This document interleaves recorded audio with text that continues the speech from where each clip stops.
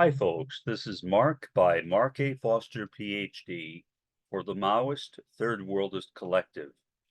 This podcast will be a response to the podcast by my friend Jason Unruhe and his brilliant podcast on schizophrenia. We talked primarily about schizophrenia in the Soviet Union and how the attacks that have been leveled at the Soviet Union for misdiagnosing schizophrenia were unfounded. And I found it to be very enjoyable. He covered territory that I was completely unaware of before.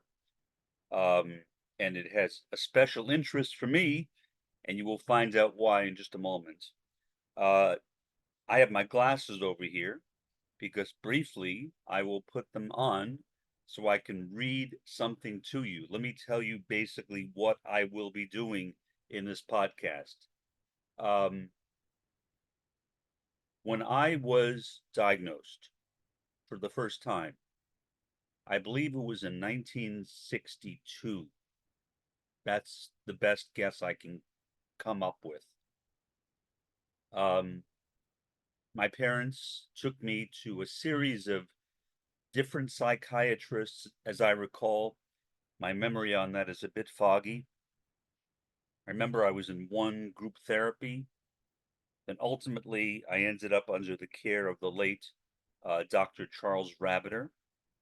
And I'm only mentioning his name because he is deceased. If he were still alive, I would not refer to him. Um, in later life, we had a good relationship. I would call him up every, I don't know, 5 to 10 years or so, and we would chat briefly, and our conversations were generally good. But early in life, my relationship with him was admittedly tense, and I will explain all that as we go through this podcast.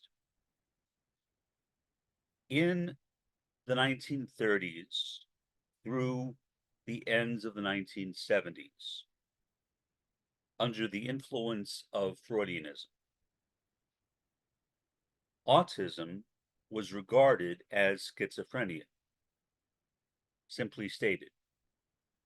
Um, I was diagnosed as a schizophrenic.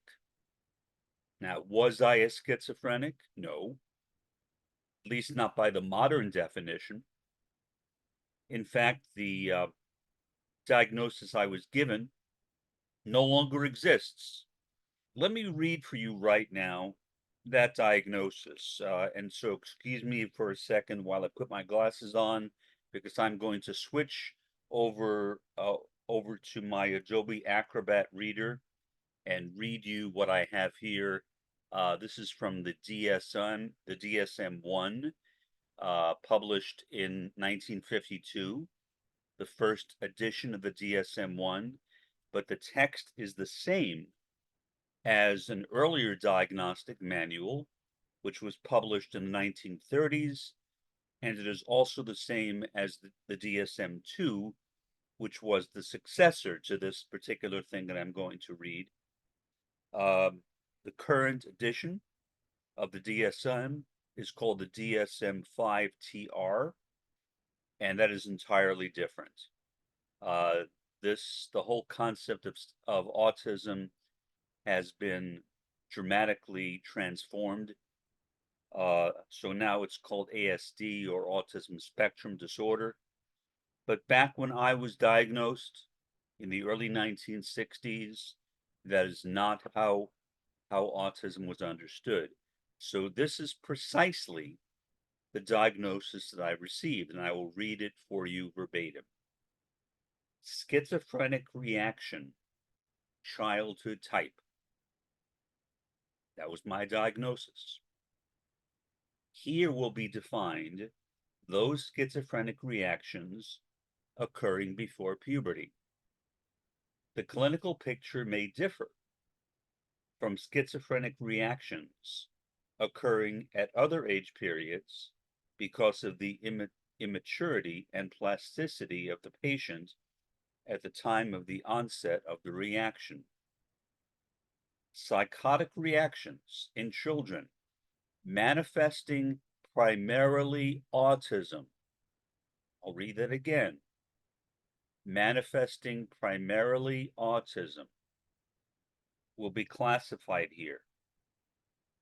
Special symptomology may be added to the diagnosis as manifestations. That's it. There's nothing else to it. That is the complete description of the diagnosis, schizophrenic reaction, childhood type. Now, I just closed up Acrobat, and I'll continue now with my discussion. Obviously, the problems with that should be evident to everyone. Autism is not schizophrenia, but it was thought to be schizophrenia back at that time because there was a belief, to my understanding, and again, I'm speaking as somebody who is not an expert in this area. I mean, I'm a sociologist, I'm not a psychiatrist, a clinical psychologist, a psychiatric nurse practitioner, or a psychiatric medical assistant.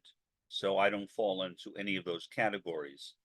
I have no qualifications whatsoever to diagnose schizophrenia. But as a social scientist, I am capable of reading the literature. Let me now remove my glasses since I don't need them anymore. I've already read the description in Adobe Acrobat. The fact that schizophrenia or schizophrenic reaction childhood type was the name that was given to autism in children. And there was a similar diagnosis given to one of the types of schizophrenia in adults. Shows a complete misunderstanding of schizophrenia, at least in children. In adults, maybe not, except for that one case where schizophrenia in adults was classified as a type of autism as well. And there it was linked with paranoid schizophrenia, which makes no sense to me, but I doubt it would make sense to most practitioners these days. I mean, we're talking about ancient history, and I doubt whether even most modern clinicians know about this stuff. Clinicians study current diagnoses and the means to diagnose people right now. They do not, to my understanding, spend their time studying the history of diagnosis. So I doubt whether the majority of clinicians will know anything about what I'm talking about, or at least very little about what I'm talking about. But the implications of my diagnosis as a type of schizophrenia were far-reaching. It meant, for one thing, that I was on psychotropic drugs for almost my entire childhood, including the one that I remember, which was Thorazine. I know that I was on more than Thorazine, but Thorazine is the only one that I can recall. Thorazine seemed to be omnipresent. It was with me for my entire childhood. Other things were off and on the list, but Thorazine was always on the list, as far as I recall.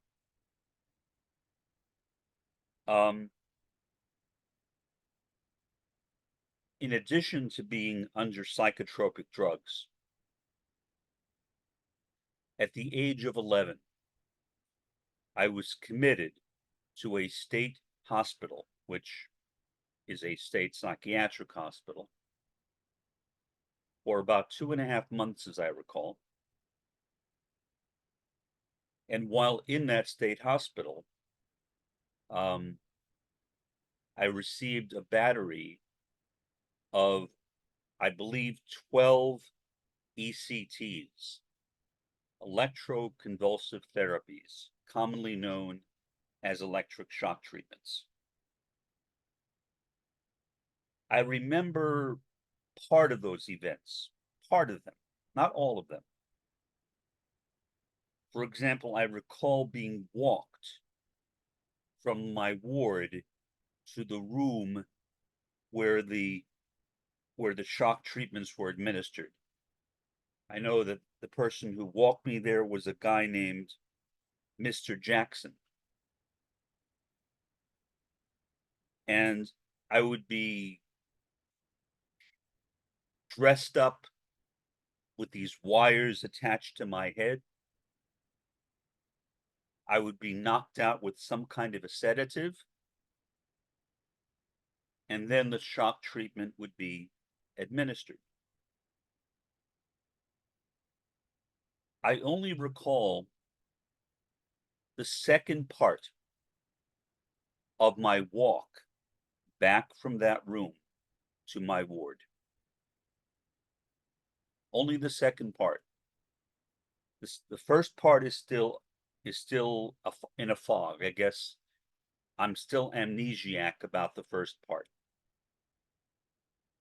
But as a result of those approximately 12 ECTs, I had almost complete amnesia for a year.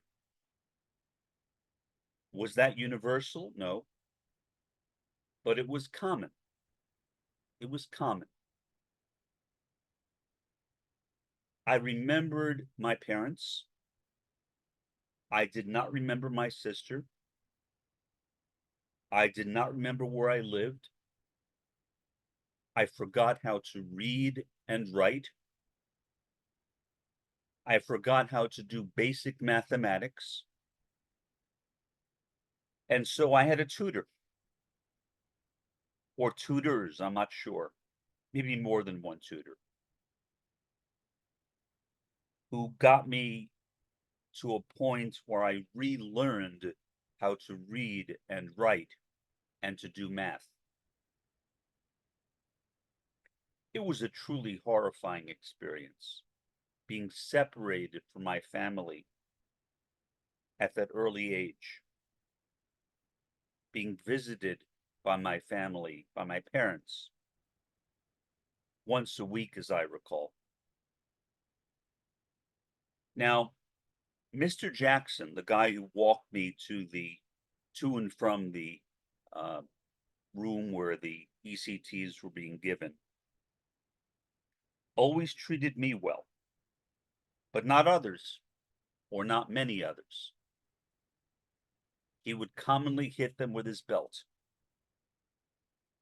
Other people, other attendants, as they were called,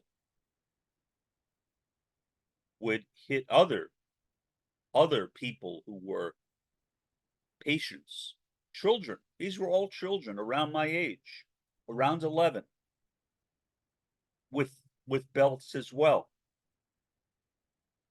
And I could never figure out why.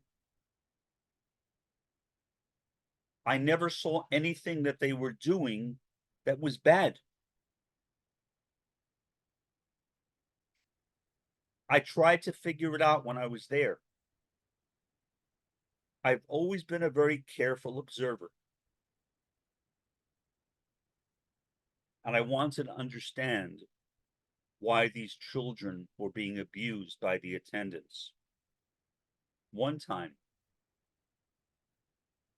this female attendant named, I believe, Mrs. Watkins. That might be wrong, but I believe that was her name.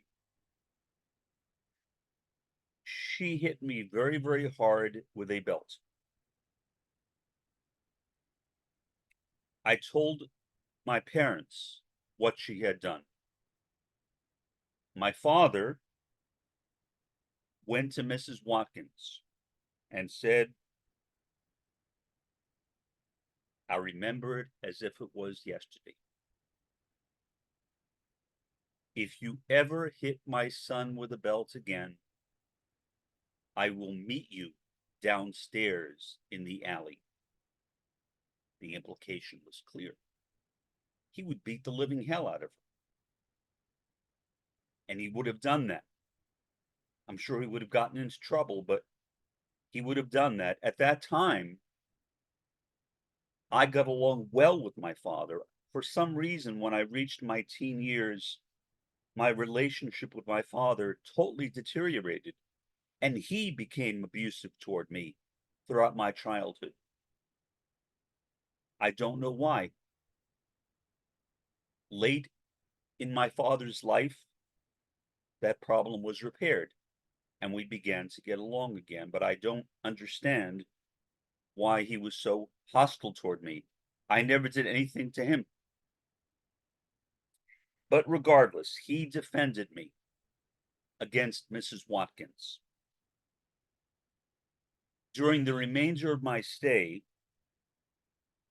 in Creedmoor State Hospital in Queens, New York City, the borough of Queens in New York City, she used to always give me dirty looks. Always. Constantly. Whenever she walked by me, she would give me a dirty look. But she never dared to hit me again. Neither would anyone else. Word spread, I assume. Word spread. Nobody ever hit me again, except for that one time by Mrs. Watkins.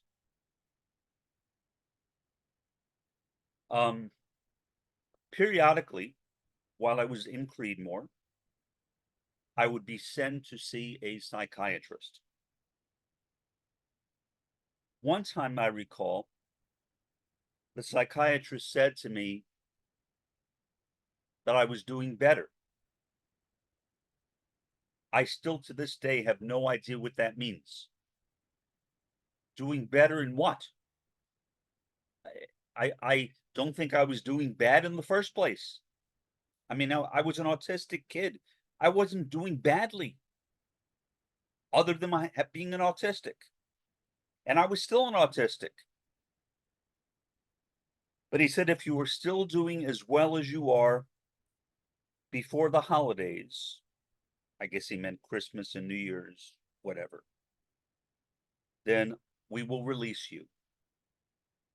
Well, that's what happened. I was released before Christmas. A holiday, of course, as somebody from a Jewish background, I never celebrated, but neither did we really celebrate any Jewish holidays either to any meaningful extent. The amnesia lasted for about a year. I could not recall almost anything. Whenever we would drive by Creedmoor, it was like I had PTSD. I guess it was PTSD. I could not stand to drive by Creedmoor. I begged my father to find alternative routes. And sometimes he did. Not always. Maybe it was because they were too inconvenient. I don't know. But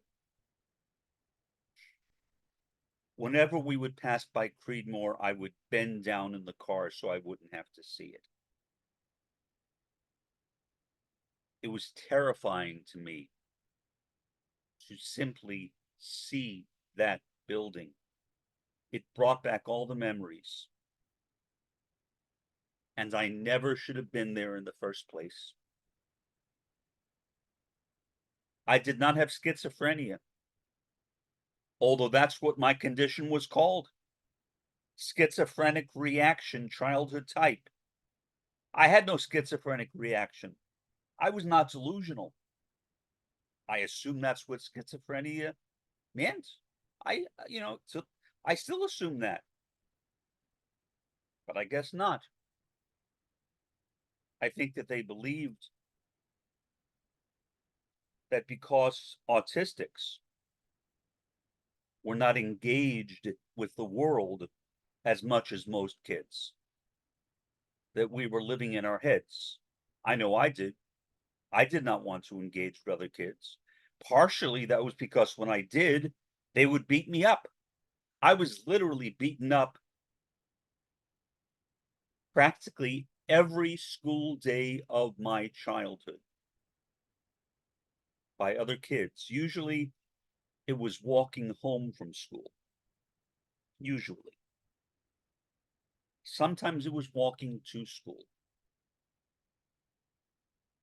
But then, it made more sense walking home because then we were all released at the same time. So people could jump on me. And unfortunately, like many autistics, I was very passive. I'm not passive now. These days, I probably would have slaughtered them. And who knows what would have happened to me.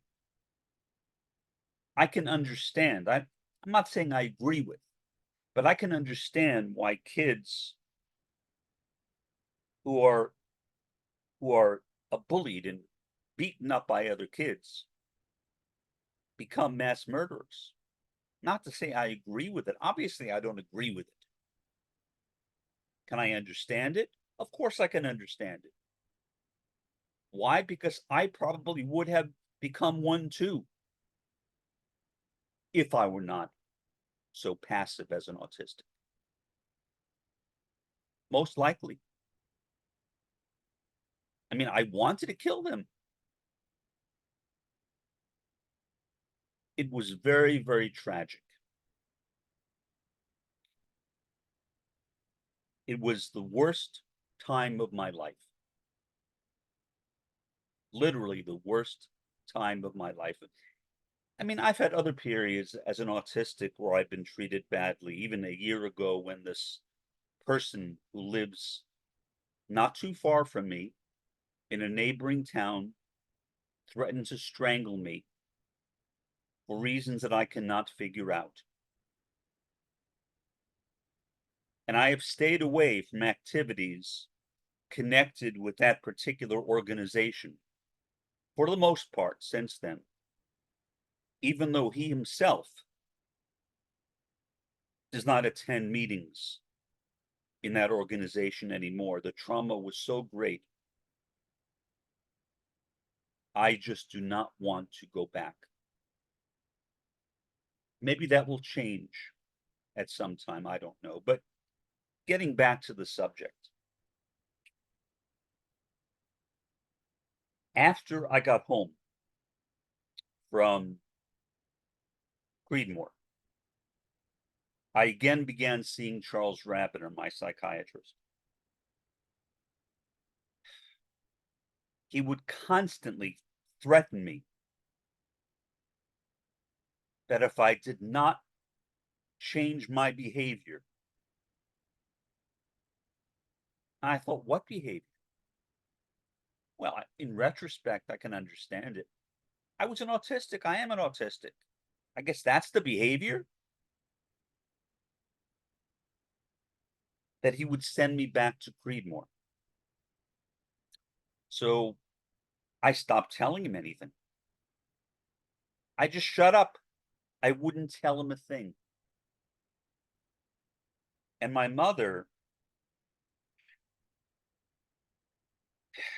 who had this tendency, which apparently went back to her childhood, according to her brother, my uncle, who's now also deceased,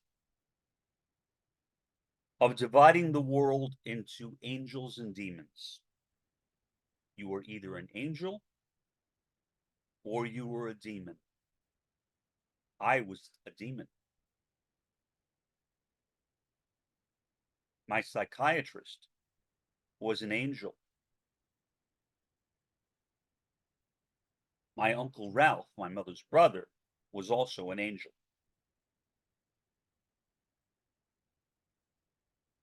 And so my mother emotionally abused not only me, but also my sister. It got to the point where she literally would not talk to me for months and months and months at a time.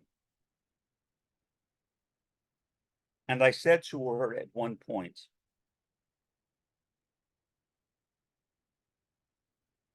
I said, Mom, right now you are relatively young and healthy. That will not always be the case.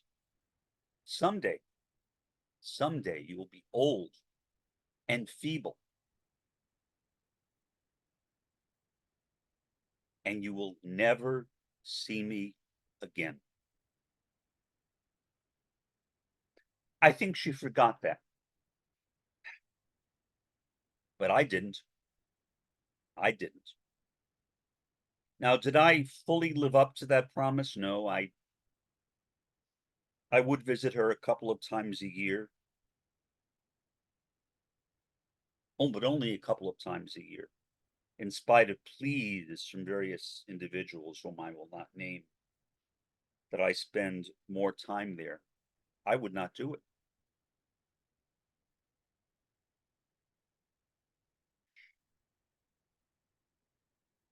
I could not do it. It was simply not in me to do it. I despised her growing up. Did I still despise her?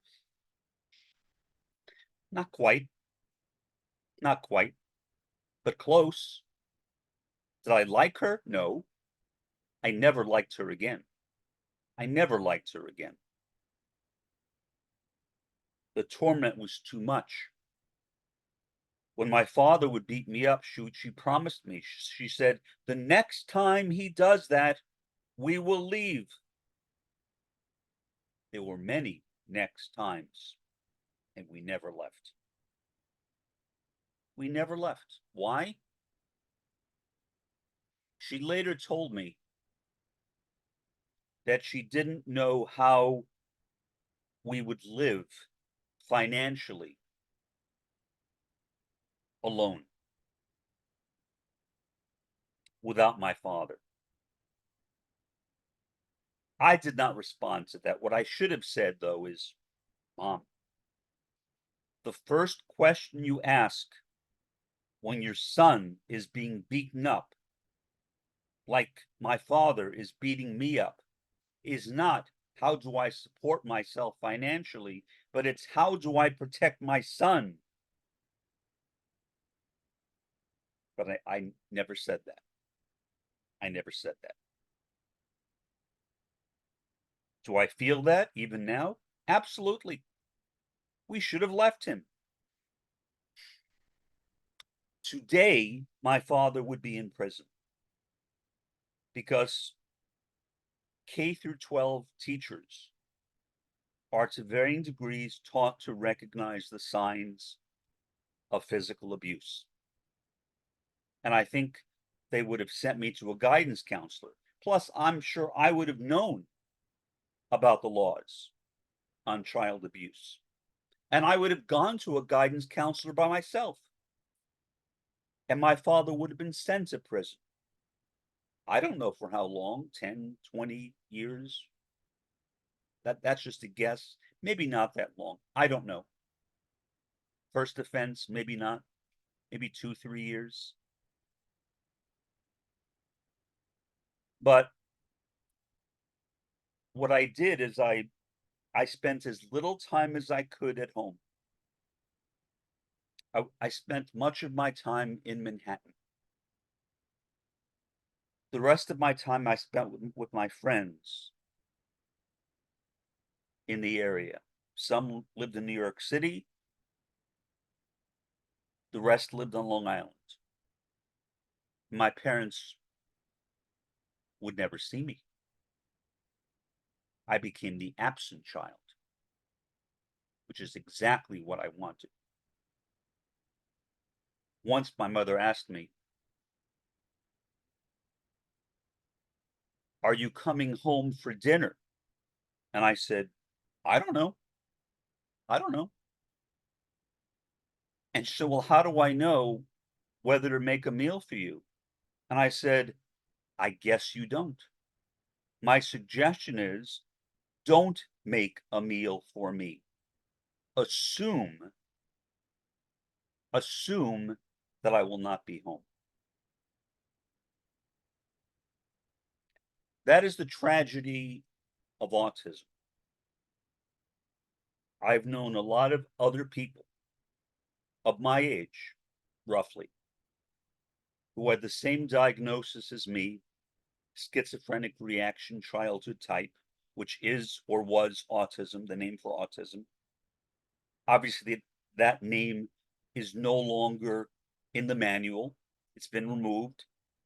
It was actually removed in the DSM-3, and then there were a succession of different descriptions of autism, including that horrendous category called called Asperger's syndrome, or in Europe, Asperger's disorder. Why was it horrendous? Because it was named after Hans Asperger, who would beat the children under his authority. He beat them. The woman who coined the name, she was a psychiatrist herself. I forget her name. She's deceased now. Not too long ago. Not too long ago. She apologized for naming it that and said from the beginning she should have simply called it autism. Yeah, that's right. And yet an entire generation of kids grew up who began calling themselves Aspies. I was disgusted by that because I knew who that guy was. I'm an academic. I read about him. These people are calling themselves Aspies? Does that mean they're disciples of an abuser? Or they're willing to admit that they are consenting to be abused? Well, of course, that's not what it meant. They didn't know that. They didn't know what I mean, I would tell some people, once in a while. I I didn't make a big deal out of it because, I mean, who cares ultimately? I mean, there are much more important issues than what the name is given to something. But fortunately, that name, Asperger's disorder or Asperger's syndrome, was eliminated. And now in the DSM-5 and the DSM-5 TR, which is the current version of the DSM, it is simply called ASD, Autism Spectrum Disorder. So the misunderstanding about schizophrenia, the mislabeling of things as schizophrenia, which were not schizophrenia, or which would not be today seen as schizophrenia, was a global phenomenon. The Soviet Union, I think, actually did better than the United States did.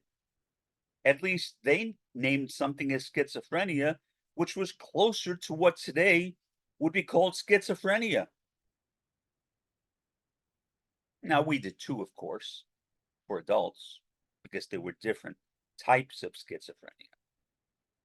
But that one type of paranoid schizophrenia for adults was defined as autism too. How in the world could autism be regarded as paranoid schizophrenia? It makes no sense to me. But I guess I shouldn't expect that.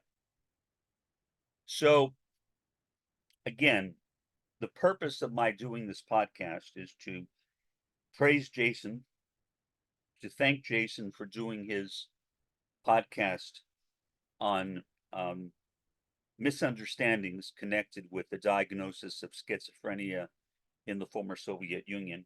It was very enlightening to me, because again, I did not know about it. I was unaware of that. I'm certainly aware of the long history of schizophrenia in the US, but I wasn't aware of the history of schizophrenia in the former Soviet Union. Certainly, different countries have their own diagnostic manuals, and not all of them have the same characteristics. Even today, unfortunately, there is a diagnostic manual which continues to include Asperger's syndrome. It is a diagnostic manual produced for psychoanalytic psychotherapists, basically Freudian psychotherapists or neo-Freudian psychotherapists, what is sometimes referred to as psychodynamic psychotherapists. And people who are in that particular movement make a distinction between high functioning autism and Asperger's syndrome. The distinction they draw is that Asperger's syndrome, I believe, this is my recollection, is connected with repetitive behavior, whereas high functioning autism is not. I may have those reversed. Again, I speak extemporaneously in these podcasts, so I can't guarantee that what I'm saying is 100% correct. I always suggest that people double check what I say. I'm not using any notes. I'm just speaking off the top of my head, except when I read that passage from the DSM. So that's about what I wanted to say was, again, this is a response, a positive response to Jason Unruhe's video. I again would encourage all of you to subscribe to that channel. Again, it's called Maoist Rebel News 2. One word, no spaces. Maoist Rebel News 2. You can put youtube.com/ampersand. Ampersand? No, not ampersand. Well, whatever. Something. Just put in the search box Maoist Rebel News 2, and that will take you there. I guess it's hash. I don't know. Hash maybe. Maybe hash. But just put in the search box Maoist Rebel News 2 and you'll get there. I would also encourage you to subscribe to my friend Red Pagan Nicole's channel.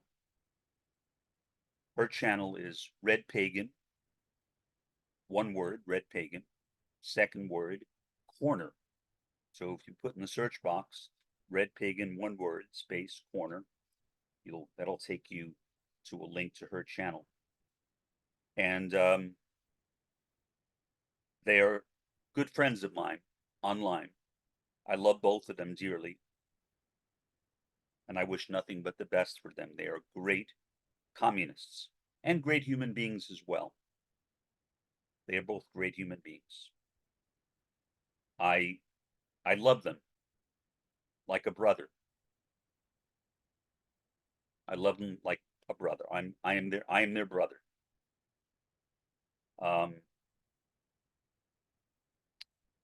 I am their brother and will always be their brother. For now, this is Mark by Mark A. Foster, Ph.D. for the Maoist-Third Worldist Collective. Have a pleasant day and an even better day tomorrow.